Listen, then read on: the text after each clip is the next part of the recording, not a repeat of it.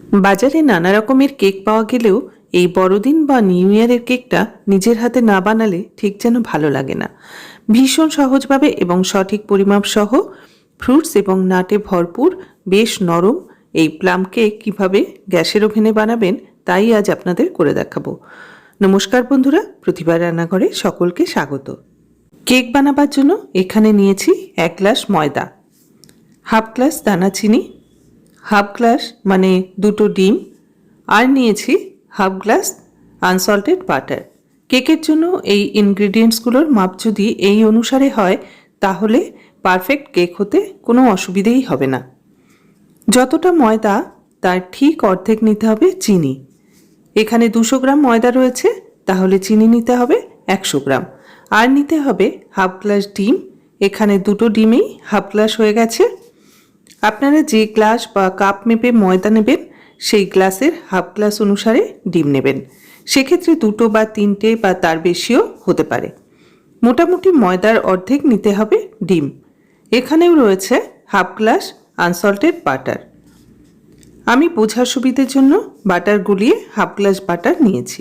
বাজারে যেসব দোকানে ঘি মাখন বিক্রি করে তাদের কাছেই এই বাটার পাওয়া যায়। এই মাখন না পেলে আমুল বাটার বা যে কোনো বাটার বা সাদা তেলও ব্যবহার করতে পারেন। এগুলো ছাড়াও আরও যা যা উপকরণ লাগবে সেগুলো আমি বানাতে দেখিয়ে দেব। এবার এই চিনিটা আমি মিক্সিতে পিষে পাউডার করে নেব।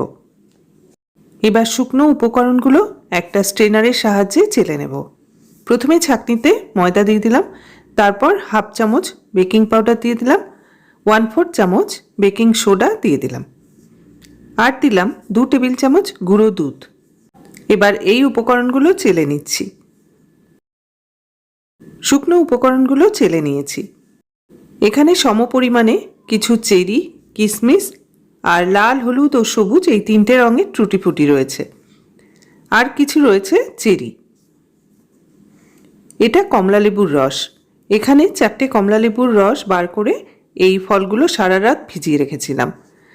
সারা রাত ভেজার পর ফলগুলো একটা ছাঁকনিতে ছেঁকে কমলা লেবুর রস থেকে সেপারেট করে নিয়েছি। এখানে অনেকটা ফল রয়েছে, এতটা ফল আমার লাগবে না। যেটুকু এই কেকের জন্য লাগবে সেটা নিয়ে বাকিটা দিয়ে আবার পরে কেক বানাবো। কমলা লেবুর বদলে বাজার থেকে কেনা যে কোনো কমলা লেবুর জুস ব্যবহার করতে পারেন।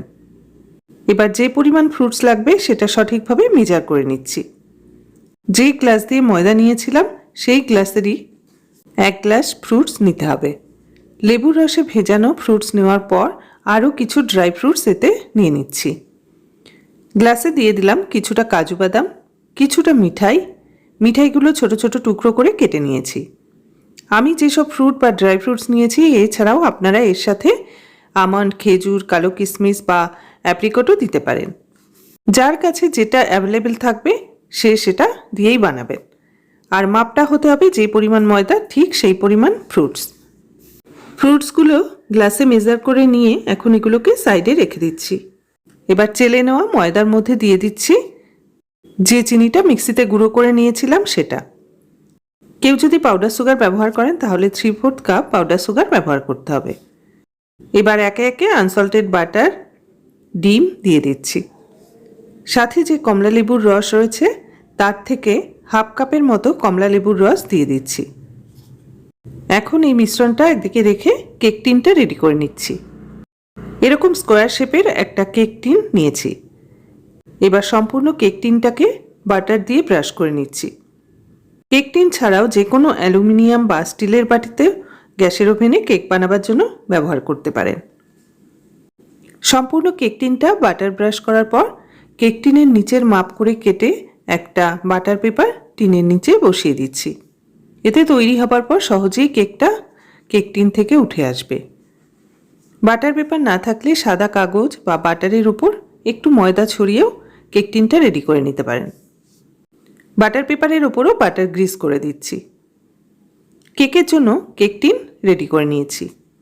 কেক টিনটা রেডি করে নিয়ে কিছু মশলা ড্রাই রোস্ট করে নেব। ওভেনে একটা প্যান গরম করে তাতে ফাটিয়ে নেওয়া 2টো ছোট এলাচ, হাফ ইঞ্চি একটা দারচিনি স্টিক আর 1/4-এরও কম 1 টুকরো জায়ফল দিয়ে মশলা ড্রাই রোস্ট করে নিচ্ছি। এই মশলাটা দিলে কেকের মধ্যে ডিমের গন্ধটা কেটে যাবে আর কেকে একটা সুন্দর ফ্লেভারও হবে। যদি আপনাদের কাছে এই মশলাগুলোর গুঁড়ো থাকে তাহলে সব মিলিয়ে 1 চা চামচ মশলা গুঁড়ো দেবেন। মশলাটা ভাজা হয়ে গেছে, এবার নামিয়ে রেখে ঠান্ডা করে তারপর গুঁড়ো করে নেব। এবার কেকের মিশ্রণটা রেডি করে নিচ্ছি। একটা ইলেকট্রিক বিটারের সাহায্যে 5 থেকে 7 মিনিট কেকের এই মিশ্রণটা বিট করে নেব। হ্যান্ড হুইস্কারের সাহায্যেও এটা বিট করে নিতে পারেন, সেক্ষেত্রে সময় লাগবে মোটামুটি 20 থেকে 25 মিনিট। 7 মিনিট ধরে বিট করার পর মিশ্রণটা দেখুন ঠিক এরকম হবে।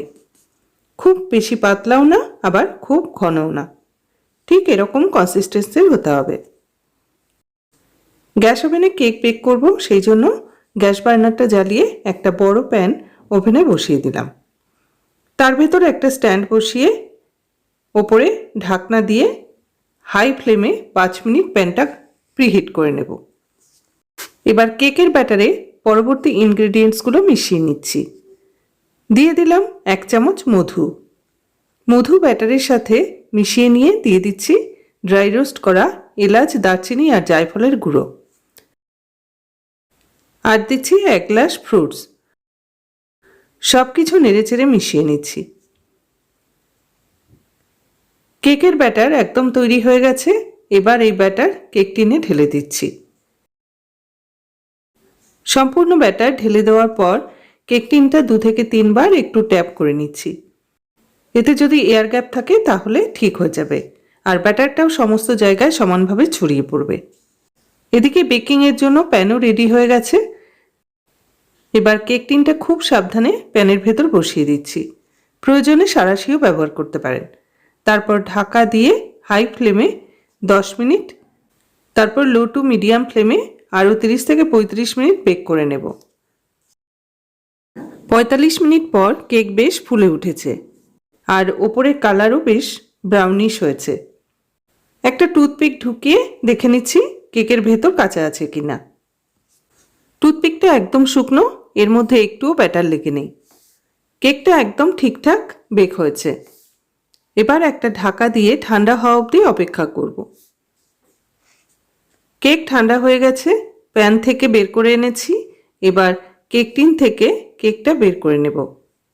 তার জন্য কেক টিনের ওপর একটা ঢাকা দিয়ে টিনটা এভাবে উল্টে দিতে হবে। তারপর কেকের ওপর থেকে টিনটা সরিয়ে ফেলতে হবে। দেখুন কত সহজেই কেক টিনটা কেকের থেকে বেরিয়ে এলো। যদি একটু আটকে থাকে তাহলে টিনের ওপর 2-3 বার ট্যাপ করবেন, সহজেই কেক টিনটা আলগা হয়ে যাবে। কেকের নিচের বাটার পেপারটাও টেনে সরিয়ে দিলাম। কেকের তলাটা দেখুন কত সুন্দর কালার এসছে। এবার হাত দিয়ে কেকটা উল্টে সোজা করে নিচ্ছি। এবার কেকটা কেটে দেখাচ্ছি। কেকটা দেখুন কত সুন্দর স্পঞ্জি হয়েছে, আর সম্পূর্ণ কেকটাতে ফ্রুটসগুলো দেখা যাচ্ছে। সামনেই নতুন বছর, নতুন বছরে এই কেক বানান আর সকলের সাথে এনজয় করুন। আমার এই কেকের রেসিপি যদি ভালো লাগে তাহলে লাইক করবেন। আমার চ্যানেলে নতুন বন্ধু হলে চ্যানেলটি সাবস্ক্রাইব করে পাশে থাকা বেল আইকনটি অন করে দেবেন, তাহলে আমি চ্যানেলে যখনই কোনো ভিডিও আপলোড করি না কেন সরাসরি তার নোটিফিকেশান আপনার কাছে পৌঁছে যাবে। সকলকে নতুন বছরের আগাম শুভেচ্ছা জানিয়ে আজকের মতো বিদায় নিচ্ছি। সকলে ভালো থাকবেন, সুস্থ থাকবেন।